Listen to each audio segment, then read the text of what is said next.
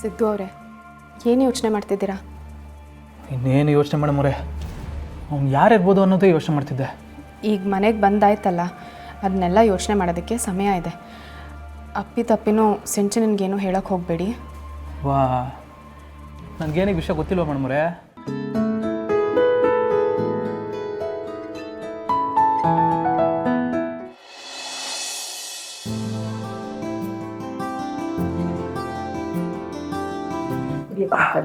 ಏನು ಬೇಡ ಲಕ್ಷ್ಮಿ. ಗ್ಯಾರೇಜಿಗೆ ಜಾಗ ನೋಡಕ್ಕೆ ಹೋಗ್ತೀನಿ ಅಂದಿದ್ರಲ್ಲ, ನೋಡ್ಕೊಂಬಂದ್ರ?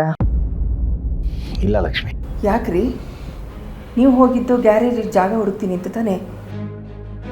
ಅದು ಅವನೇನೋ ಪಾಪ ಇನ್ವೆಸ್ಟ್ಮೆಂಟ್ ಮಾಡ್ತೀನಿ, ಗರಾಜನ್ನು ದೊಡ್ಡದಾಗಿ ಶುರು ಮಾಡು ಅಂತ ಹೇಳ್ತಿದ್ದಾನೆ. ಅದು ಅವನು ಒಳ್ಳೆತನ. ಆದರೆ ಅಷ್ಟು ದೊಡ್ಡದಾಗಿ ಮಾಡಿದಾಗ ನನ್ನ ಕೈಲಿ ನಿಭಾಯಿಸೋಕ್ಕಾಗತ್ತಾ? ಸರಿಯಾಗಿ ಯೋಚನೆ ಮಾಡಿ ಆಮೇಲೆ ನಿರ್ಧಾರ ಅವ್ನಿಗೆ ಹೇಳೋಣ ಅಂತ ಅಂದ್ಕೊಂಡಿದ್ದೀನಿ ಲಕ್ಷ್ಮಿ. ನೀವು ಹೇಳೋದು ಸರಿಯಾಗೇ ಇದೆ. ಒಂದು ದೊಡ್ಡ ಕೆಲಸನ ಮಾಡಬೇಕು ಅಂದರೆ ಸ್ವಲ್ಪ ಯೋಚನೆ ಮಾಡಿ ತಗೊಳ್ಳೋದೇ ಒಳ್ಳೆಯದು. ಅದಕ್ಕೆ ಹಾಗೆ ಯೋಚಿಸ್ತಾ ಇದ್ದೀನಿ. ಅತ್ತೆ, ಬಾವಾ, ಏನೋ ಯೋಚನೆ ಮಾಡೋಣ ಅಂತ ಮಾತಾಡ್ಕೋತಾ ಇದ್ರಿ, ಏನಾಯಿತು? ಏನಿಲ್ಲಮ್ಮ, ಅದು ನನ್ನ ಸ್ನೇಹಿತ ಒಬ್ಬ ಇನ್ವೆಸ್ಟ್ಮೆಂಟ್ ಮಾಡ್ತೀನಿ, ನೀವು ಗರಾಜನ್ನು ದೊಡ್ಡದಾಗಿ ಶುರು ಮಾಡಿ ಅಂತ ಮುಂದೆ ಬಂದಿದ್ದಾನೆ.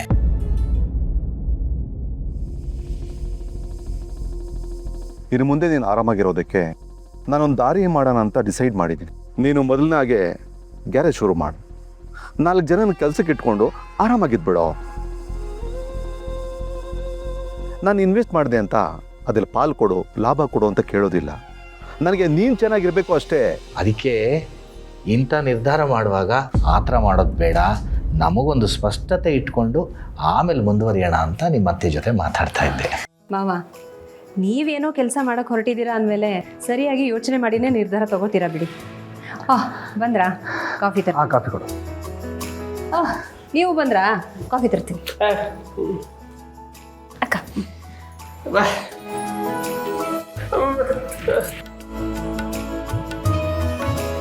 ಏನೋ ಹೊಸದಾಗಿ ಡ್ರಾಮಾ ಮಾಡ್ತಿದ್ದಾನೆ ಅಂತ ಅನ್ನಿಸ್ತಾ ಇದೆ. ಜೀವನ ಪೂರ್ತಿ ಇದನ್ನೇ ಮಾಡ್ಕೊಂಡು ಬಂದ್ಬಿಟ್ಟ.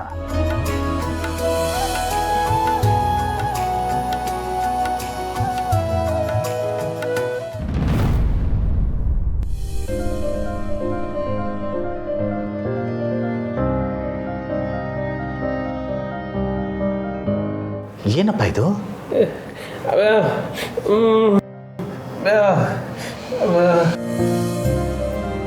ನೋಡಿ, ಇದು ನೀವಿಬ್ರು ದುಡ್ದಿರೋದು.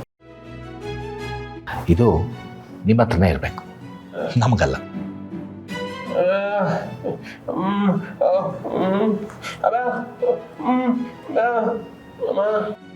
ಹೌದು ಮಾವ, ಅವ್ರಿಗೆ ಉಸಿರು ಕೊಟ್ಟಿರೋದು ಅವ್ರ ತಾಯಿನೇ ಇರ್ಬೋದು, ಆದರೆ ಇವ್ರಿಗೆ ಅಂತ ಒಂದು ಹೆಸರು ಕೊಟ್ಟು ಇಲ್ಲಿವರೆಗೂ ಒಂದು ಜೀವನ ಕೊಟ್ಟಿದ್ದೀರಲ್ಲ, ಅದಕ್ಕಾದರೂ ನೀವು ಇದನ್ನ ತಗೊಳ್ಳೇಬೇಕು.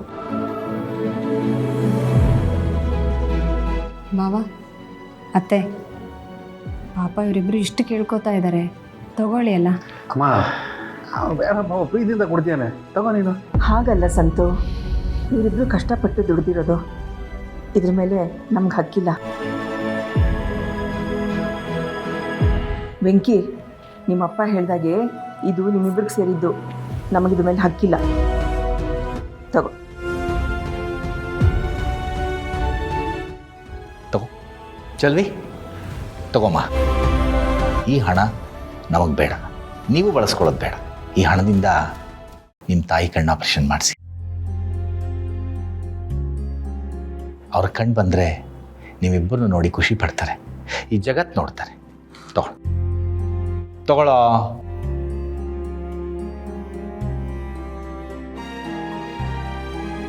ಅಯ್ಯೋ ಮಾವ, ನನ್ನ ಜೀವನದ ಉದ್ದೇಶನೇ ಅದು. ಆದರೆ ಅವನ ಹತ್ರ ನಾನು ಮಾತಾಡಿದೆ ಆಪ್ರೇಷನ್ ಬಗ್ಗೆ. ಸದ್ಯಕ್ಕೆ ನೀವಿಬ್ಬರು ಒಂದು ಜೀವನ ಅಂತ ರೂಪಿಸ್ಕೊಳ್ಳಿ, ಆಮೇಲೆ ಈ ಆಪ್ರೇಷನ್ನು ಅದು ಇದು ಎಲ್ಲ ಅಂತ. ಅದಕ್ಕೆ ಇದು ನಾವು ಅಂಗಡಿ ಶುರು ಮಾಡಿದಾಗಿಂದ ಮೊದಲನೇ ಆದಾಯ. ಈ ಮೊದಲನೇ ಆದಾಯ ನಿಮಗೆ ಕೊಡ್ತೀವಿ. ಮುಂದಿನ ಸಲ ಏನು ಬರ್ತದೆ ಅದನ್ನೆಲ್ಲ ಅವನ ಆಪ್ರೇಷನ್ಗೆ ಅಂತ ಎತ್ತಿಟ್ಕೊತೀನಿ. ಸಂತೋಷಮ್ಮ, ಕೊಡಬೇಕು ಅಂತ ಅನ್ನಿಸ್ತಲ್ಲ, ನಮಗಷ್ಟು ಸಾಕು. ಅದಕ್ಕಿಂತ ಇನ್ನೇನು ಬೇಕು? ಕೆಲವು ವಿಷಯನ ತಡ ಮಾಡಬಾರ್ದು. ಈ ಹಣದಲ್ಲಿ ನಿಮ್ಮ ತಾಯಿ ಕಣ್ಣು ಆಪರೇಷನ್ ಮಾಡಿಸಿ. ಸಾಕಾಗಲಿಲ್ಲ ಅಂದರೆ ನಮ್ಮ ಹತ್ರ ಒಂದು ಸ್ವಲ್ಪ ದುಡ್ಡಿದೆ, ಅದನ್ನು ಕೊಡ್ತೀನಿ. ಈ ದುಡ್ಡಿಟ್ಕೊಂಡು ನಾವು ಏನು ಮಾಡೋಣ? ದುಡ್ಡನ್ನು ಸರಿಯಾದ ಕೆಲಸಕ್ಕೆ ಬಳಸ್ಕೊಂಡ್ರೆ ಅದಕ್ಕೆ ಒಂದು ಬೆಲೆ. ಹೌದು ಚಲ್ವಿ, ಪಾಪ ನಿಮಗೆ ತೊಂದರೆ ಆಗದೆ ಇರಲಿ ಅಂತ ನಿಮ್ಮ ತಾಯಿ ಊರಿಗೆ ಹೋಗಿ ಸೇರ್ಕೊಂಡಿದ್ದಾರೆ. ನೀವು ಅಲ್ಲೂ ನೋಡಿಕೊಂಡು ನಮ್ಮನ್ನು ನೋಡ್ಕೊಳ್ಳೋದು ತುಂಬ ಕಷ್ಟ ಆಗುತ್ತೆ. ನಿಮ್ಮಮ್ಮನ ಕಣ್ಣು ಆಪ್ರೇಷನ್ ಮಾಡಿಸಿದ್ರೆ ಅವರು ಸ್ವತಂತ್ರವಾಗಿರ್ತಾರೆ, ನಿಮಗೂ ನೇರಾಳ. ಅಯ್ಯೋ ಅತ್ತೆ, ಅವರು ಇಲ್ಲಿರೋದಕ್ಕಿಂತ ಅಲ್ಲಿದ್ರೇ ಖುಷಿಯಾಗಿರ್ತಾರೆ. ಅಷ್ಟಕ್ಕೂ ಅಲ್ಲಿ ಅವನ್ನ ನೋಡ್ಕೊಳಕ್ಕೆ ಚೋಟು ಅವನೇ. ಚೋಟು ನನಗಿಂತ ಚೆನ್ನಾಗಿ ನೋಡ್ಕೊತಾನೆ ಅವನ್ನ. ಆದರೂ ಚೆಲ್ವಿ, ಮನುಷ್ಯನಿಗೆ ಕಣ್ಣು ಭಾಳ ಮುಖ್ಯವಾದಂಗ. ನಿಮ್ಮ ತಾಯಿ ಇಷ್ಟು ವರ್ಷ ಕಣ್ಣಿಲ್ಲದೆ ಕಳೆದಿದ್ದಾರೆ.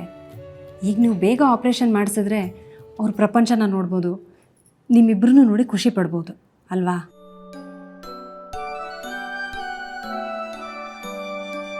ಏನು ಈಗಲಾದರೂ ಕಾಫಿ ತರಲ್ಲ ಬೇಡವಾ?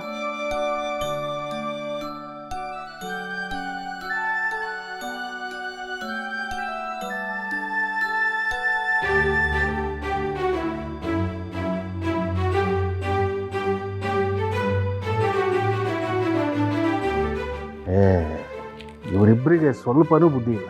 ಅವನಾಗೆ ಕೊಡ್ತಿರುವಾಗ ತಗೊಳ್ಳೋದು ಬಿಟ್ಟು ಕತೆ ಹೊಡಿತಿದ್ದಾರೆ. ಅಲ್ಲ, ಕಾಡು ಬಾ ಅನ್ನೋ ಸಮಯದಲ್ಲಿ ಕಣ್ಣು ಬಂದು ಏನಾಗಬೇಕಾಗಿದೆ? ಅದೇ ಕಣ್ಣಿರೋ ನಮ್ಮಂಥವ್ರಿಗೆ ಆ ದುಡ್ಡನ್ನ ಕೊಟ್ಟರೆ ಆಗುತ್ತಲ್ವ? ಈಗ ಎಲ್ರಿಗೂ ಬೇಯಿಸಾಕೋಕ್ಕೆ ನನ್ನ ದುಡ್ಡು ಬೇಕು, ಆದರೆ ನನಗೊಬ್ಬರು ಸಹಾಯ ಮಾಡಲ್ಲ.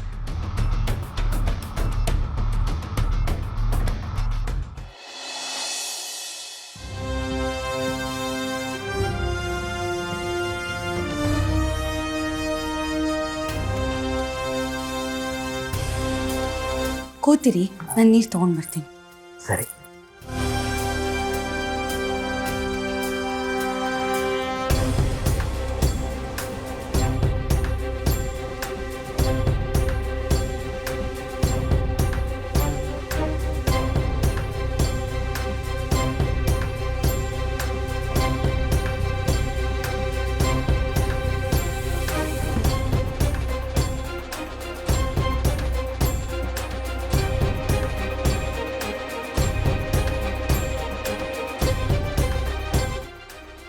Thank you. ರೀ, ಏನು ಚೆಕ್ ಮಾಡ್ಕೋತಿದ್ದೀರಾ? ಜಾನ್ವಿಯವರೇ, ನನಗೆ ಬ್ಲಡ್ ಶುಗರ್ ಏನಾದರೂ ಲೋ ಆಗಿದೆಯಾ ಅಂತ ಡೌಟ್ ಬರ್ತಾಯಿದೆ.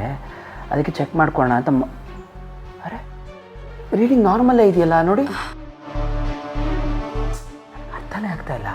ಅಲ್ಲ, ನಿಜವಾಗ್ಲೂ ನನಗೆ ಕೆಫೆನಲ್ಲಿ ಏನೋ ತಪ್ಪಿತ್ತಾ ಅಂತ ಅನಿಸ್ತಾ ಇದೆ. ರೀ, ನಾನು ಯಾಕೆ ಸುಮ್ಮನೆ ಹೇಳಲಿ? ಆದರೂ ಮೊದಲನೇ ಸತಿ ನೀವು ಪ್ರಜ್ಞೆ ತಪ್ಪಿದ್ದೀರಾ ಅಂತಲೇ ಅನಿಸ್ತಾ ಇತ್ತು. ಆಮೇಲೆ ಒಳ್ಳೆ ನಿದ್ದೆಗೆ ಹೋದಾಗ ಅನಿಸ್ತು ರೀ.